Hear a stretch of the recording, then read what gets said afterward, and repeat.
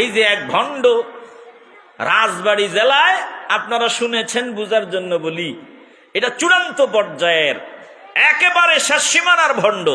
এটা নিজের ইমাম মেহেদি দাবি করছে, নুরাল পাগলা না কি নাম, ইমাম মেহেদি দাবি করছে। আবার এটা কোরআন অবমাননা করেছে, আজান বিকৃত করেছে, একামত বিকৃত করেছে, এমনকি তার মরার পরে তাকে যে জানাজা দাফন কাফন সব ইসলামী শরিয়ার বাহিরে হয়েছে, ভিতরে হয় নাই। এই জন্য একদল গরম হয়ে গেছে, বেশি গরম। গরমের ঠেলায় তার ওই কবর মাটি থেকে উঁচুতে 12 ফুট 10 ফুট উপরে তারে কবর দিছে একটা সিস্টেমে। তারা খুব চালাক, ওরে কবর দেওয়ার সময় হতে পারে এমন মেডিসিন দিছে যাতে 2 বছরেও 3 বছরেও তার লাশটা না পচে। এখন মাটি থেকে একটু উপরে উঠায় দিছে, জানে তো একদল গরম হয়েছে তার কবরটা ভাঙবো। আর কবরটাও বানাইছে এমন ভাবে কাবার আদলে, কাবার বাউন্ডারির মতো করে, কাবার গিলাফের আকৃতি দিয়া তার কবরের বাউন্ডারি দিছে। তো ওখানে যারা মুসলমান তারা বেশি আবেগী হইয়া এটা ভাঙছে। ভাঙার পরে যে উঁচা তার কবর মাটি থেকে, ওইটার মুখটাও ভাঙছে, ভাঙ্গা তারে কবর থেকে বের করছে। দেখেন, তারে কবর দেওয়া হয়েছে আজ থেকে 15-16 দিন আগে। 15-16 দিন আগে তাকে কবর দেওয়া হয়েছে। এখন কবর থেকে ওঠানোর পরে তার লাশটা ঠিক আছে, এটা দুনিয়ার মানুষ দেখছে।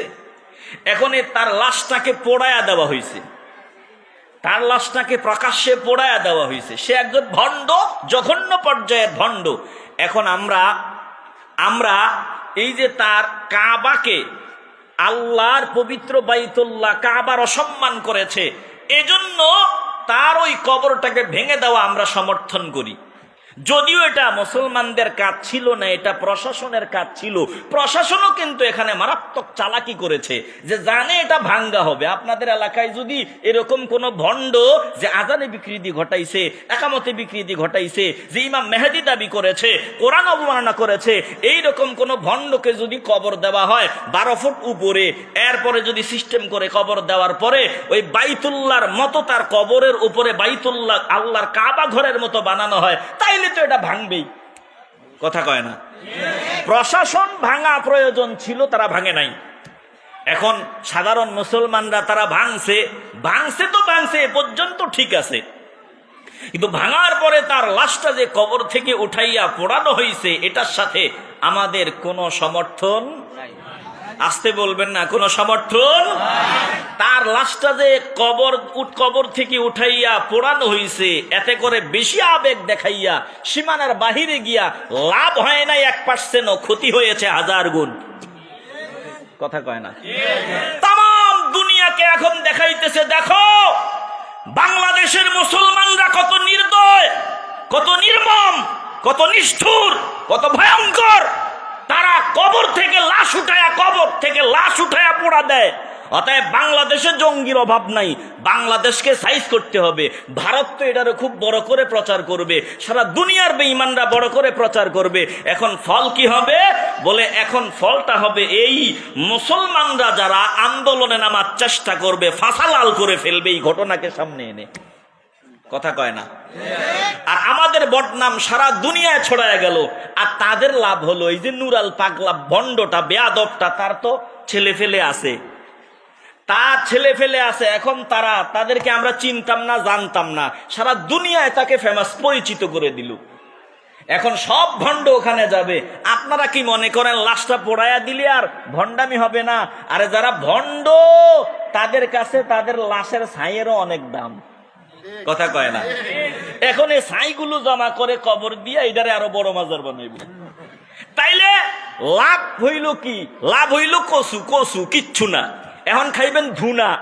এইরকম আবেগ দেখানো যাবে না, সাবধানতা অবলম্বন করতে হবে, যেটার সাথে ইসলামের কোনো সম্পর্ক নাই।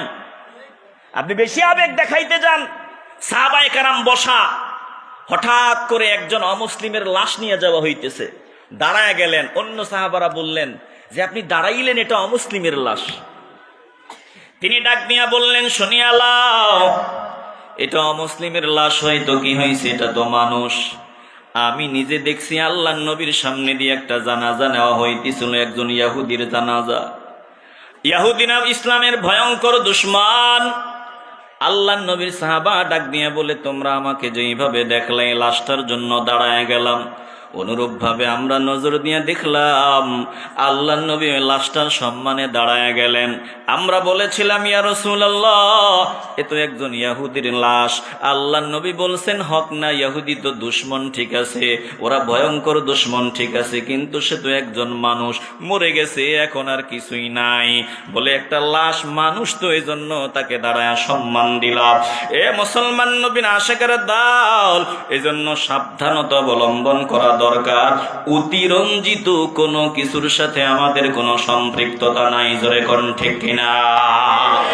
আসতে বলবেন না, জবান খুলে বলেন ঠিক কিনা। রাগ করছেন আপনারা? বিরক্ত হইতেছেন?